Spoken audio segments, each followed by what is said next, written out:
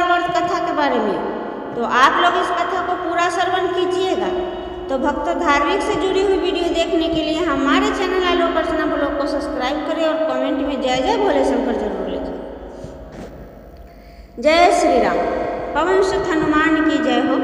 प्रिय श्रोताओं, आज की इस वीडियो में आप सुनेंगे बुधवार मंगलवार व्रत की संपूर्ण कथा।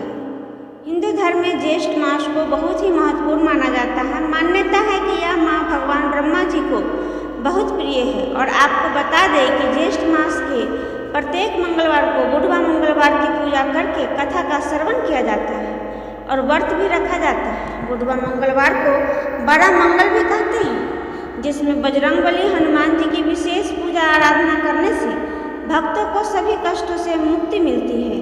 और बजरंगबली हनुमान जी के भक्तों के लिए तो इस बार ज्येष्ठ का महीना सबसे अधिक फलदायी रहने वाला है, क्योंकि इस बार ज्येष्ठ के महीने में कुल 8 मंगलवार व्रत पड़ने वाले हैं। कारण यह है कि इस ज्येष्ठ के महीने में अधिक मास भी लग रहे हैं। इस कारण से पूरे 2 महीने तक ज्येष्ठ मास चलेगा। और आज ज्येष्ठ मास का पहला मंगलवार है। आज दिनांक 5 मई और दिन मंगलवार है। आज ज्येष्ठ मास के कृष्ण पक्ष की तृतीया तिथि सुबह 5:06 पर लगेगी। इसके बाद में चतुर्थी तिथि प्रारंभ होगी और आज पूरा दिन शिव योग रहने वाला है। राहु का दोपहर 3 बजे से 4:30 तक रहेगा। ब्रह्मा मुहूर्त सुबह 4:18 से 5:06 तक रहेगा। सूर्योदय होगा सुबह 5:55 पर।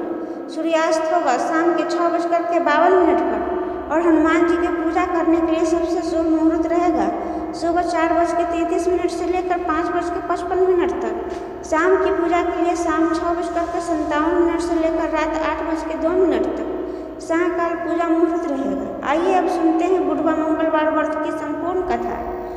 आप सभी भी बजरंगबली हनुमान जी की कृपा पाने के लिए कमेंट बॉक्स में हनुमान जी की जय जय जरूर लिखिएगा।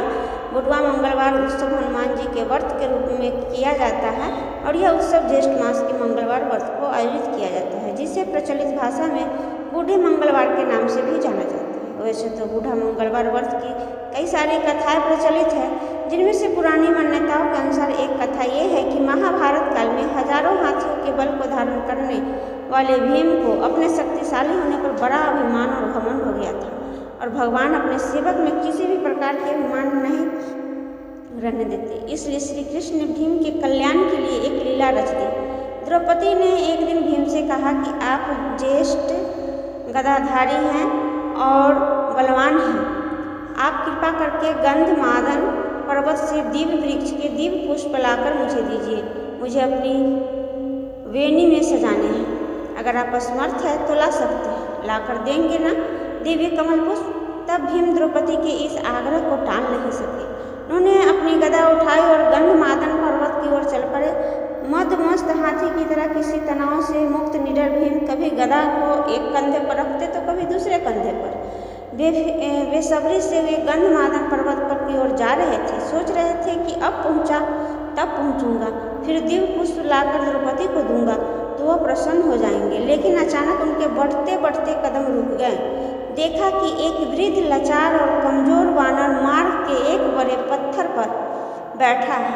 उसने अपनी पूंछ आगे के उस पत्थर तक बिछा रखी है, जिस कारण से आगे का रास्ता रुक गया है और पूंछ हटाए बिना आगे नहीं बढ़ा जा सकता। यानी कि उस वानर ने अपनी पूंछ से मार्ग को रोक रखा।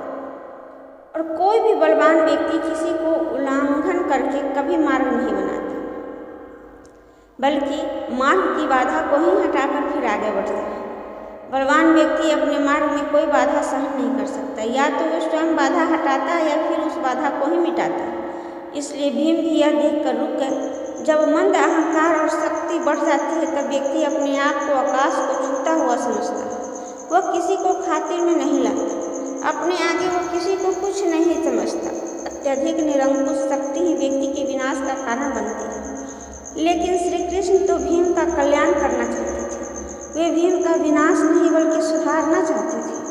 तब भीम ने कहा, ये वानर अपनी पूंछ को हटाओ, मुझे आगे बढ़ना है। वानर ने देखा कि एक बलिष्ठ व्यक्ति गधा उठाए, राजसीय वस्त्र पहने, मुकुट धारण किए, बड़े रोग के साथ उससे पूछा हटने को कह रहा है। वह वानर कोई नहीं बल्कि स्वयं बजरंगबली थे, जो श्री कृष्ण की प्रेरणा से वहाँ पर उस अवस्था में बैठे हुए थे। भीम उन्हें नहीं पहचान पाए, लेकिन बजरंगबली हनुमान जी को भीम को पहचान गए थे, क्योंकि श्री कृष्ण की लीला के कारण उन्हें भीम का गर्भ चूर चूर करना था, इसलिए वे मौन रह गए। भीम के किसी भी सवाल का उत्तर उन्होंने नहीं दिया। भीम ने फिर कहा, वानर, मैंने कहा ना कि पूछ हटाओ, मुझे आगे जाना है। तब वृद्ध को इसलिए कुछ नहीं कह रहा हूँ तुमसे। अब की बार वानर गंभीर हो गए, मन ही मन हंसने लगे और कहा, तुम देख रहे हो ना, मैं वृद्ध हूँ, कमजोर हूँ, अरे उठ भी नहीं सकता, और मुझे भी इतनी ताकत नहीं है कि मैं स्वयं ही अपनी पूँछ हटा लूँ। तुम ही कुछ कष्ट कर लो, मेरी पूँछ थोड़ी इधर सरका दो और आगे बढ़ जाओ। अब तो भीम के तेवर कस गए। गधा कंधे से हटाई और नीचे रखी। इसने वानर ने मेरे बल को ललकारा है, आखिर तो यह पूँछ ही है, और वो भी वृद्ध वानर की। अरे ये मामूली सी पूँछ हटाने में कोई मुश्किल काम है क्या मेरे लिए? ये तुमने क्या कह दिया? मैंने तो बड़े बड़े बलवानों को परास्त किया हूँ, धूल चटाई हूँ, 1000 हाथियों का बल है मुझ में। ऐसा कहकर भीम ने अपने बाएं हाथ से उन वृद्ध वानर की पूँछ को यूँ पकड़ा मानो एक तिनके को पकड़ रहा है कि उठाया और हवा में उड़ा दिया। लेकिन भीम से तो वो पूँछ हिल तक नहीं सकी। अब भीम हैरान हुए।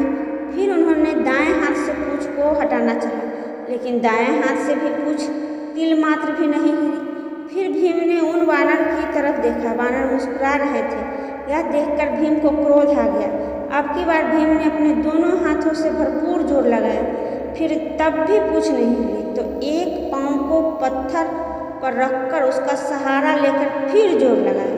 तो 2 बार 3 बार, लेकिन हर बार भीम हताश हो गए। जिस पूँछ को भीम ने मामूली और कमज़ोर वानर की पूँछ समझा था, उसने तो उसके पसीने छुड़ा दिए, और भीम थक कर निढाल होकर एक तरफ खड़े हो गए। सोचने लगे, यह कोई मामूली वृद्ध वानर नहीं है, और न ही कोई यह वानर है, अवश्य ही यह कोई दिव्य शक्ति है, और इस असीम शक्ति का मैं सामना नहीं कर पाऊंगा। विनम्र और झुका हुआ व्यक्ति ही कुछ पाता है, वरना अकड़ तो उसे ले डूबती है। भीम ने जब बार बार प्रयास किया, अब तो भीम वाकई उस वानर के सामने कमज़ोर लगने लगे। उनका सारा मंद और अहंकार चूर चूर हो गया, और जब मंद और अहंकार मिटता है तभी तो भगवान की कृपा होती है। भीम ने कहा, मैं आपको पहचान नहीं सका। जिसकी पूँछ तक तो मैं नहीं हिला सका, वो कोई साधारण वानर तो नहीं हो सकता। मुझे क्षमा करें, कृपया मुझे अपना वास्तविक परिचय दीजिए। तब वह वानर उठ खड़े हुए, आगे बढ़े। उन्होंने भीम को गले लगा लिया और कहा, भीम, मैं तो तुम्हें पहचान दिया था। मैं पवन पुत्र हनुमान हूँ, श्री राम का सेवक। श्री राम का सेवक होने के सिवा मेरी और कोई पहचान नहीं, और उन्हीं के आदेश पर मैं इस मार्ग में लेटा हुआ हूँ, ताकि तुम्हें तुम्हारी असलियत बता दूँ। रिश्ते में मैं तुम्हारा बड़ा भाई हूँ, इसलिए बड़े भाई का कर्तव्य निभाते हुए प्रभु के आशीर्वाद से तुम्हें याद दिला रहा हूँ कि शक्ति का, अपनी ताकत का अभिमान मत करो, क्योंकि यह ताकत और बल तुम्हारा नहीं, भगवान ने इसे दिया है, और यह शरीर तो परमात्मा ने दिया है, और जो चीज़ परमात्मा की है वो किसी और को कैसे हो सकती है। इसलिए जो जिसने दिया उसके लिए उसी का धन्यवाद करना चाहिए। परमात्मा की शक्ति के सिवा किसी को क्या शक्ति हो सकती है।